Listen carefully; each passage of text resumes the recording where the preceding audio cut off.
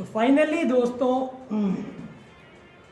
आपका भाई दोस्त डॉक्टर कोरोना पॉजिटिव हो गया है। इसे मैं एक बार रख देता हूँ। फ़िलहाल मैं क्वारंटीन में हूँ, अकेला हूँ और मेडिसिन जो आप देख रहे हो ये मैं आप लोगों को प्रिस्क्राइब नहीं करने वाला, ये मैं खुद खा रहा हूँ इतनी सारी मेडिसिन। और देख सकते हो कि मैं अभी अकेला हूँ, पिछले 7 दिन से अभी यहाँ पे क्वारंटीन हूँ। थोड़ा सा मैं आपको कैमरा थोड़ा सा घुमा के दिखाता हूँ। मेरे बिस्तर है, मेरे बर्तन है और मेरे कपड़े वगैरह सब कुछ यहीं पे क्वारंटीन है। और मेरे कपड़े भी आप देख सकते हो। तो क्लिनिक जो है मेरे घर के ऊपर ही है।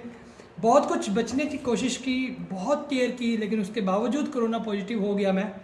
और क्या क्या फीचर्स सिम्टम्स आए मुझे, कैसी प्रॉब्लम्स आई, आज क्या क्या मैं मेडिसिन खा रहा हूँ ये बता रहा हूँ ताकि आप लोग बच सको। कोरोना को बिल्कुल भी हल्के में मत लो। जितना मैंने बहुत प्रिकॉशन किया है, बहुत केयर की, उसके बावजूद भी कोरोना पॉजिटिव में हो गया। और अगर आप हल्के में लोगे तो बहुत दिक्कत होने वाली है आपकी फैमिली को। मैंने अपनी फैमिली को किस तरह से प्रोटेक्ट किया है, बचाया है, ये भी मैं आपको बताऊंगा।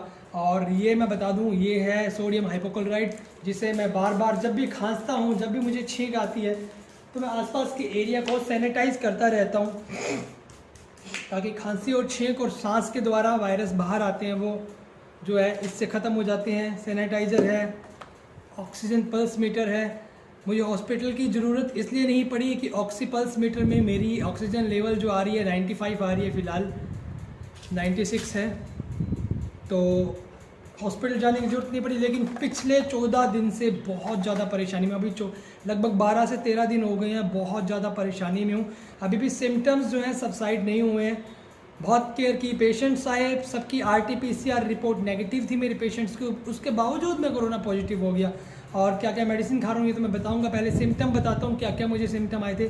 सबसे पहले मेरे गले में दर्द होना शुरू हुआ था रात को, और गले में भयंकर दर्द हुआ था। तो नॉर्मल मौसम बदलता है, गले में दर्द होता ही है, मैंने भी ऐसे ही समझा।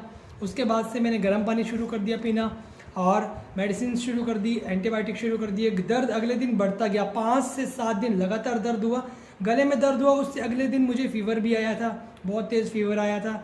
और चलो एक ही दिन फीवर आया पहले दिन, फिर गले दर्द के साथ हल्का सा जुकाम भी हुआ। और जुकाम, इस बार जो जुकाम हुआ ना वो बिल्कुल हटके था, वो बिल्कुल अलग था।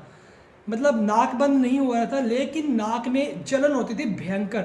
पंखा चलता था 1 नंबर का, इतनी भयंकर गर्मी है, AC में सोता हूँ इससे पहले, लेकिन 1 नंबर पर पंखा चला के सोता था और नाक में इतनी भयंकर जलन होती थी कि वो पंखे की हवा सुहाती नहीं थी। इतनी बुरा हाल था, रात को नींद नहीं आती थी और चादर ओढ़ लेता था तो गर्मी लगती थी। मतलब वायरस का अटैक अभी मेरे नाक में था।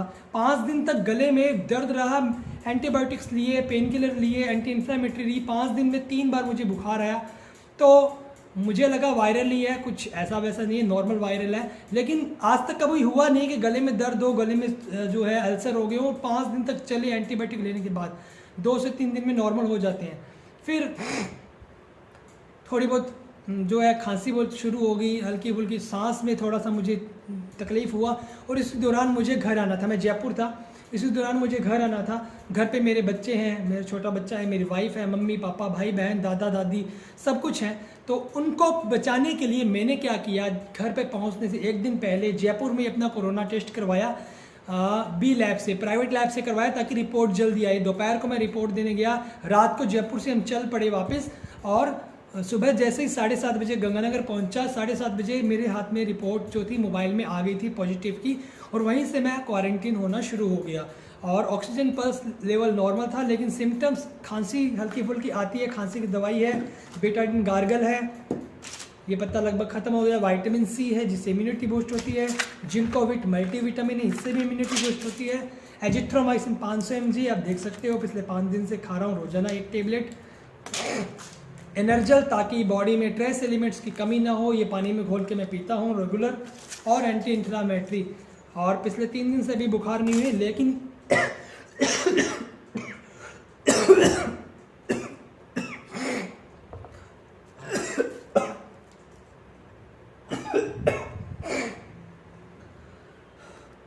सॉरी,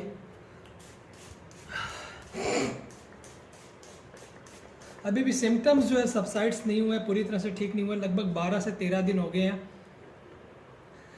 खांसी अभी भी आती है, लंबा सांस लेता हूँ तो अभी भी छाती में मतलब सांस लेने में दिक्कत होती है। ये कैल्शियम सैचेट है ताकि कैल्शियम की कमी भी पूरी रहे। तो दोस्तों बिल्कुल भी लापरवाही मत करें।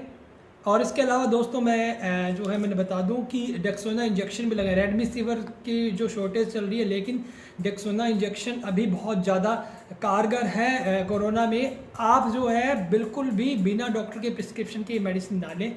और इस तरह के सिम्टम्स अगर आपको होते हैं, मेरा वीडियो बनाने का मोटिव सिर्फ और सिर्फ ये है कि अगर आपके सिम्टम्स 4-5 दिन में ठीक नहीं हो रहे हैं तो जाइए कोरोना की RT-PCR टेस्ट करवाइए। पहले दिन बिल्कुल मत करवाइए, कम से कम 5वें-6ठे दिन ही करवाइए, क्योंकि 5 से 7 दिन लगते हैं कोरोना पॉजिटिव जो है शो होने में। और अपने आप को क्वारंटीन कीजिए, बचिए और सोशल डिस्टेंसिंग कीजिए। N95 मास्क पहनिए जैसा कि मैंने अभी इधर रखा हुआ है।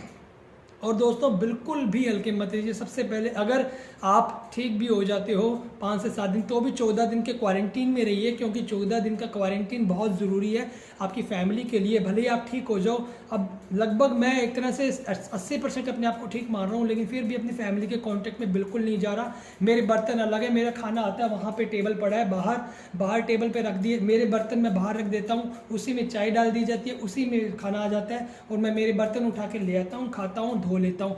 बिल्कुल भी कंटेमिनेशन नहीं है हमारे बीच में, बिल्कुल भी टच नहीं कर पा रहा हूँ। और जो है बार बार सैनिटाइज कर रहा हूँ इस रूम को सोडियम हाइपोक्लोराइड से, जो कि बहुत ज़रूरी है। आप भी ऐसे कीजिए। अगर आपके घर में या इस तरह के सिम्टम्स हो तो प्लीज़ RT-PCR जरूर टेस्ट करवाएं और कोरोना को बिल्कुल भी हल्के में ना लें। बहुत तकलीफ हुई है पिछले 14 दिन, मैं ही जानता हूँ कितनी भयंकर तकलीफ हुई है। आज तक ऐसी तकलीफ मुझे कभी नहीं हुई और मेरे चेहरे की रंगत भी आप देख के बता सकते हो कि क्या कंडीशन है मेरी इस वक्त। तो चलो अब मैं बहुत ज़्यादा नहीं बोलूँगा और आपसे उम्मीद करता हूँ कि आप स्वस्थ रहें, हेल्दी रहें और अपने आसपास के लोगों को, अपनी फैमिली को बचाइए इस महामारी से और वैक्सीन जरूर लगवाइए।